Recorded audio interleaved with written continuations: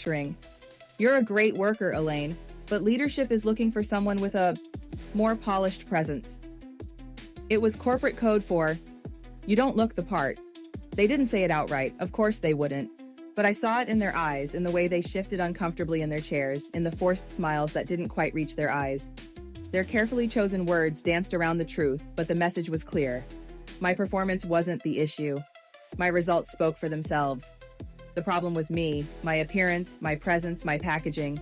They demoted me, just like that. Stripped me of my title, my office, and my influence. I was no longer the rising star. Instead, I was expected to fade quietly into the background, to accept my diminished role with grace and gratitude. It wasn't personal, they implied. It was just business. But it felt personal. I could have given up. I could have let their judgment define me. But something inside me refused to be extinguished. I wasn't going to let them decide my worth or dictate my future. So I made a decision. I would remake myself.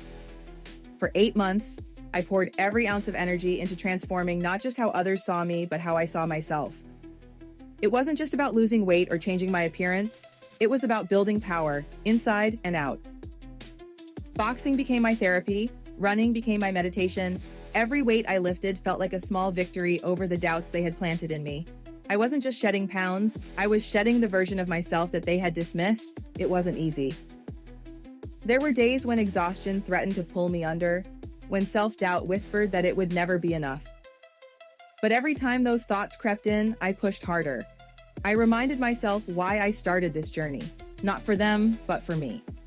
When I returned, I didn't come back as the same person they had underestimated and discarded. This time, I wasn't just another employee climbing the corporate ladder. I was the CEO of the company that acquired theirs. The moment I walked into that boardroom as their new boss was one I'll never forget. The look on my former supervisor's face when she realized who was now in charge? Priceless. Her jaw dropped. Her carefully curated composure cracked under the weight of her shock. "You can't do this," she stammered, her voice trembling as she tried to regain control of the situation. I smiled, not out of malice, but out of satisfaction at how far I had come. "Oh," I said calmly, "but I can. And I will." And I did. Restructuring wasn't just about laying off employees or reorganizing departments. It was about reclaiming power and rewriting narratives. They had tried to box me in with their judgments and limitations, but in doing so, they had underestimated me. I didn't just prove them wrong, I proved myself right.